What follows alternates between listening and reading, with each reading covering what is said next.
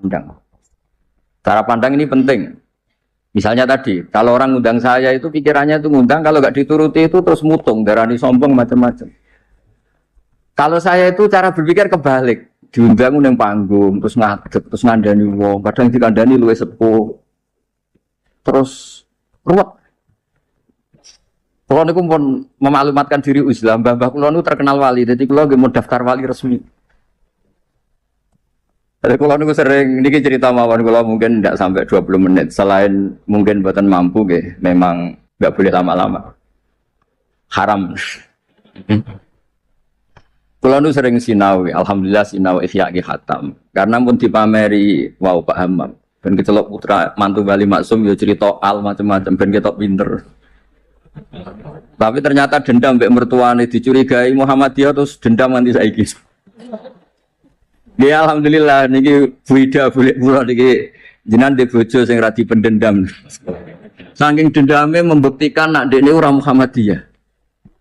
Sampai sesulit ini untuk menjawab kalau beliau tidak Muhammadiyah. Mugi-mugi roh Mbak Maksum menerima bahwa menantunya ini benar-benar tidak Muhammadiyah. Padahal andekan Muhammadiyah itu juga gak masalah kan dengan makna lughat. Muhammadiyah itu umat Kanjeng Nabi Muhammad sallallahu alaihi wasallam. Jadi Muhammadiyah itu bisa nama ormas, bisa nama umatnya Rasulullah sallallahu alaihi wasallam.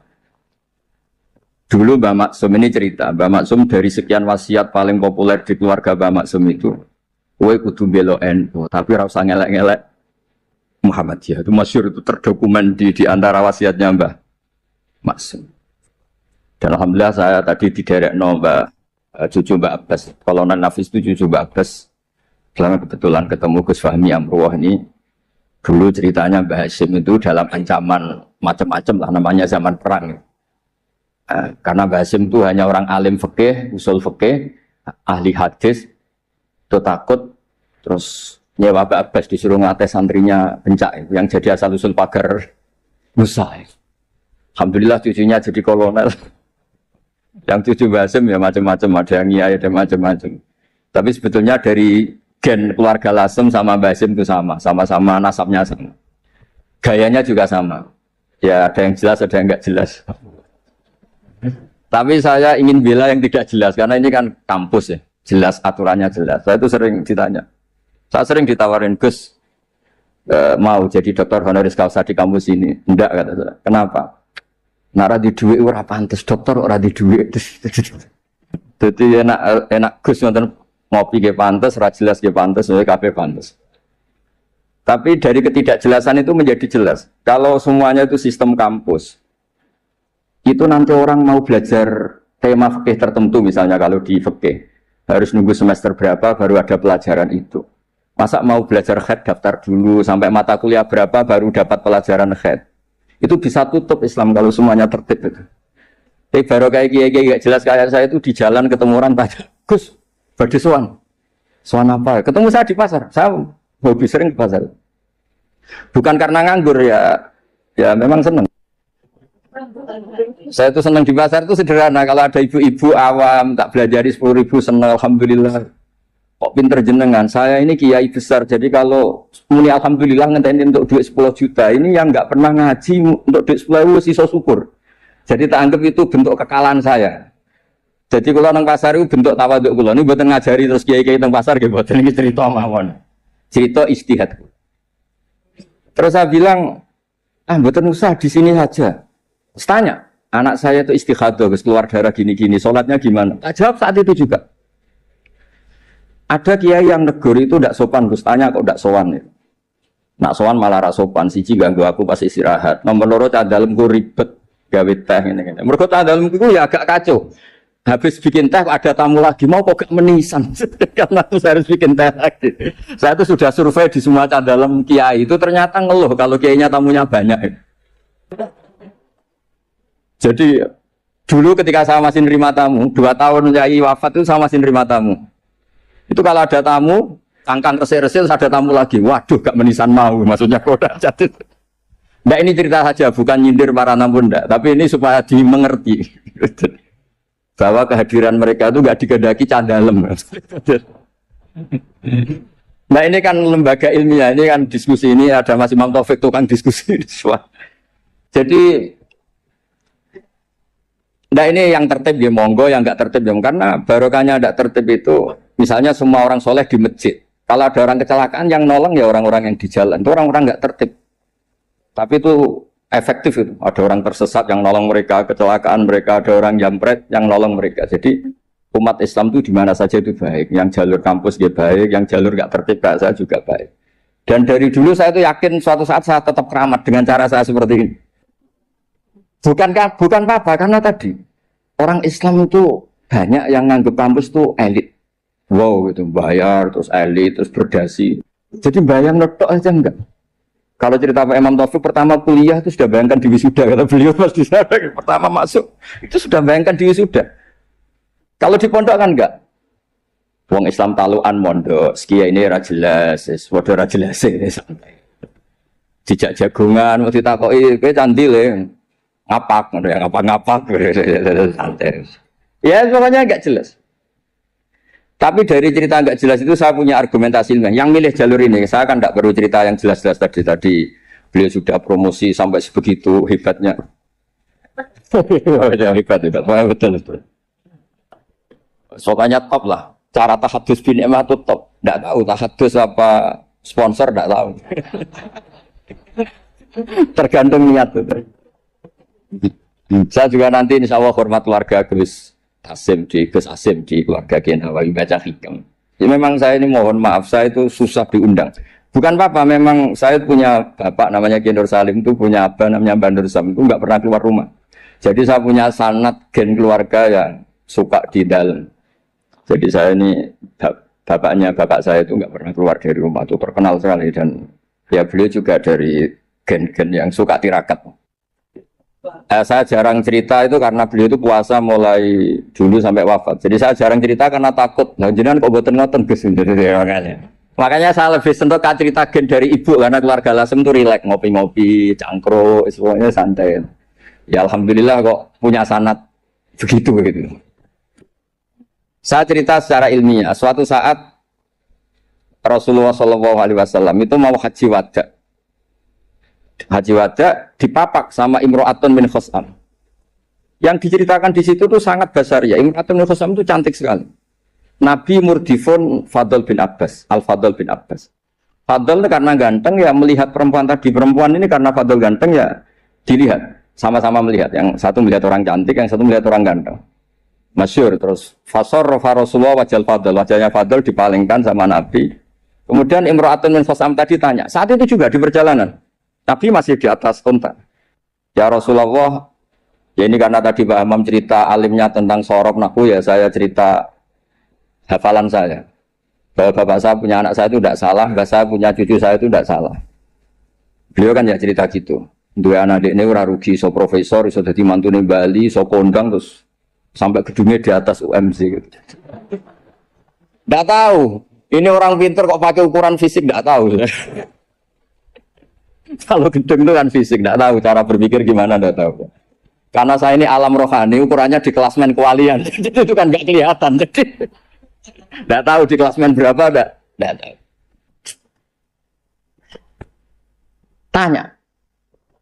Tanya inna faridotawah ala ibadihi adrokat abi syekhon kabiron. Afa ahujju anhu.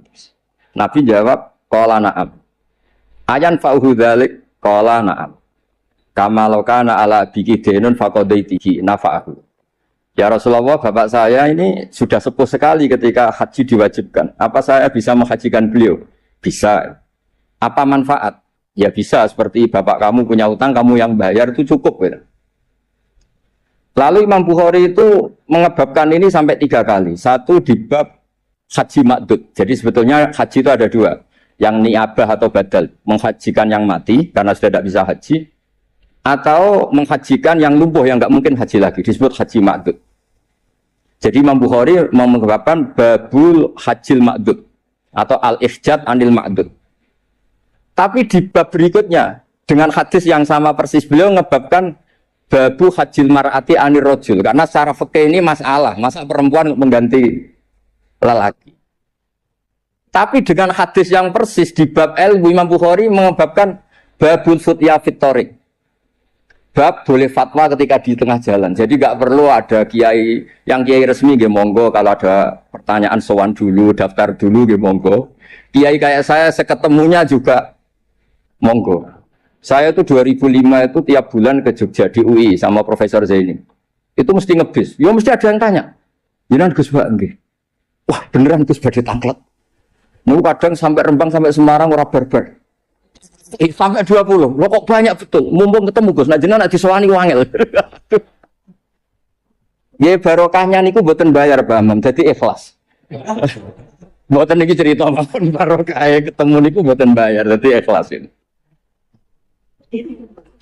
Jadi Indonesia ini berkah sekali, ada yang nekuni formalitas, ada Profesor Hamam, Profesor Imam Taufik, Gus Wofur, banyak. Ada yang nekuni yang kayak saya, tapi saya mohon yang kayak saya juga harus alim betul. Sehingga coba pera formal, terus uteknya juga agak jelas, visinya agak jelas. Asal-usulnya juga agak jelas. Nggak boleh, harus tetap jelas. Supaya Islam ini bisa ada di mana-mana.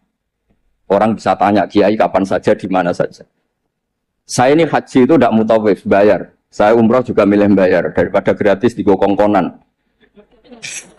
Saya berkali-kali ditawari Gus haji Gus gratis kira-kira mau mari gue konan gitu.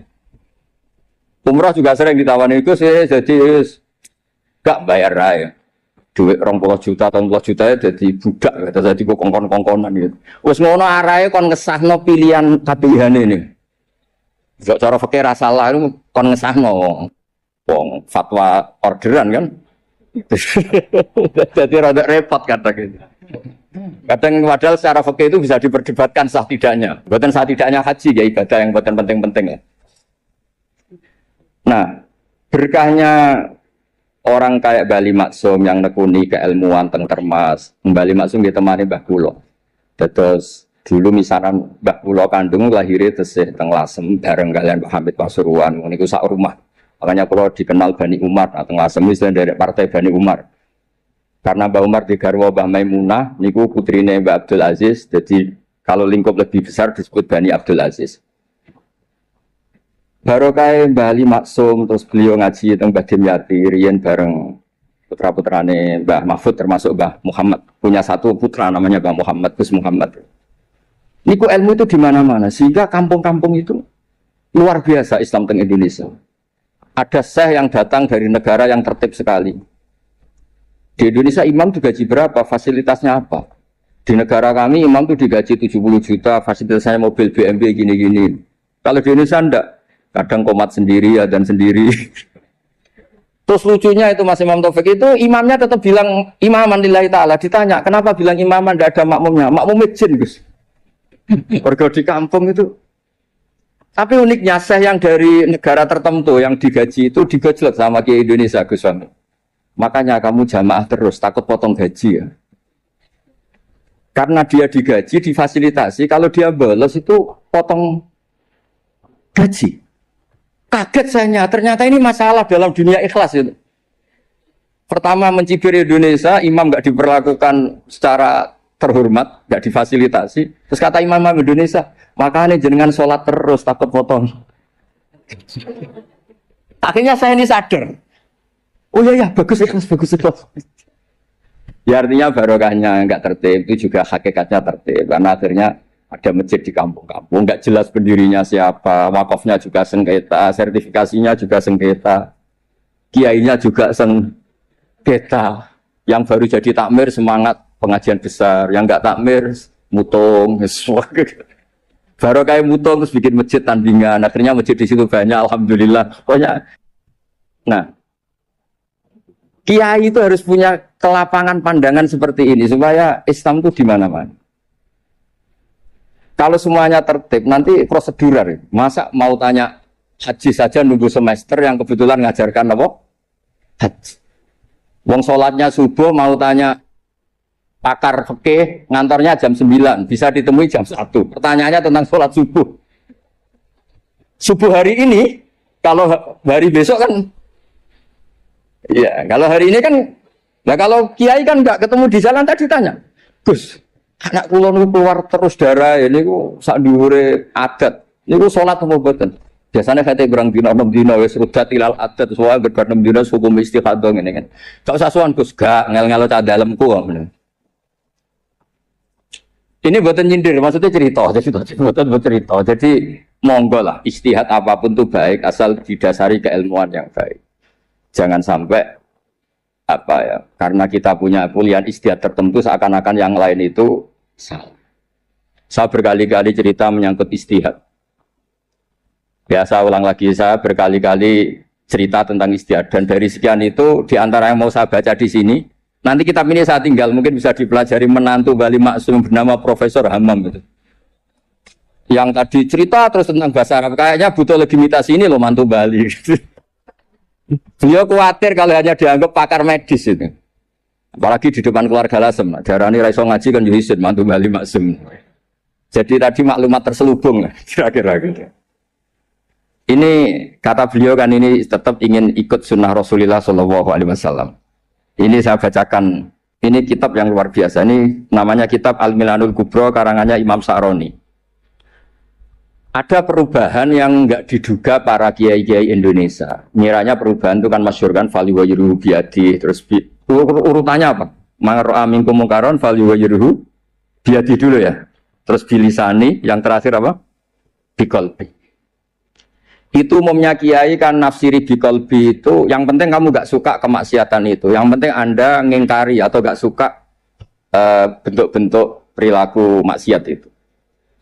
Tapi di sini ada dawuh ya makalah dari Imam Sa'roni. Ini bisa disimak, nanti kitab ini saya tinggalkan, saya tinggal maksudnya. Saya baca ya. Ketika watahhiruhu bil qalbi likullil arifin alladzina ghalaba alaihim syuhudu ikhtiqarihim nufusahum ayyakunu nahina li ghairihim fayatawajjahu ahaduhum bi qalbihi ila Allah azza wa jalla fi tahyiri dzalikal munkar fayakufu dzalimu an dzulmihi wa syaribul khamri an syurbihi fa hadza huwa tahyiru haqiqatan. Jadi kalau menurut pakar ilmu hakikat fal yughayyiru bi qalbi itu Pak Hammam punya hubungan munajat dengan Allah nak dikandani ra kena tak madhep pau ning pangeran. Umat didongakno, dongane jenengan mandi terus semua orang itu baik. Jadi di qalbi itu menurut saya teori ini lebih masuk akal. Kalau biadihi itu aksi nyata melakukan perubahan bil lisan, harusnya bil qalbi juga aksi nyata melibatkan qalbu untuk melakukan perubahan yaitu munajat dipakai doa. Dan itu yang dilakukan para wali-wali ketika anak nakal itu mesti ngandani bapake, yo coba kandani tok tirakati le. Dongakno tirakati. Ora ngandani nabok ra kasil, ngomel ra kasil, wis urusan. Enggak begitu maknanya biqalbi itu. Jadi biqalbi itu tawajuh sama Allah Ta'ala biqalbi mendoakan yang sedang nakal supaya apa? Tobat. Jadi ini bentuk penghormatan kula kalian. Tidak pernah boleh kulo di struktur keluarga Lasem semua Bani Bali Maksum supaya ngikutilah bahwa kita ini tidak cukup untuk fisik kita melayani umatnya Rasulullah. Saya sering cerita ke orang-orang, nah aku jadi kiai apian hormat tamu mangane enak, mungkin gajaran hormat tamu itu 10, tapi ngel-ngelo cah dalem, apa mana nak nyentak cepet tenang mateng, goblok masake gak enak. Jadi hormati untuk poin 10, ngamuin untuk dosa 10. Kira-kira 50-50 lah kira-kira gitu. Pulau ini madzhab pulau, sampean tidak harus ikut saya. Tapi tolong didengar. Tidak harus ikut tapi tolong didengar. Supaya seimbang. Nah, fatwa yang engkar bil qalbi itu memang bughdul mungkar itu wajib. Jadi teori yang terkenal, saya ulang lagi teori yang terkenal, melihat kemungkaran kita berubah biadi, gak bisa, bilisan gak bisa. Bil qalbi itu yang penting kamu bughdul mungkar, karena hubul mungkar gak mungkin, gak taat. Membenci mungkar itu taat, mencintai mungkar itu maksiat. Jika orang fikih juga gak salah ketika bilang bil qalbi itu yang penting kamu anti kemungkaran, kamu benci kemungkaran. Oke, itu benar secara fikih. Tapi secara ilmu hakikat itu masalah. Masalahnya begini. Biadihi itu ikhtiar untuk bikin perubahan. Nah, bilisan ini juga ikhtiar untuk bikin perubahan. Ya harusnya biqalbi juga ikhtiar qalbu untuk bikin perubahan. Caranya apa? Tawajjuh ila Allah dengan berdoa. Nggih, paham nggih clear nggih? Mun wae jenengan mantu bali maksum tenan, mun kula percaya. Wong iso cerita al takrif ya semacam-macam. Kalau mau ngontak mandong. Oh, no, wong iki Mas. Mbon mengke nak teng alam roh bali masuk kula matur, mbon mboten ngarah Muhammadiyah.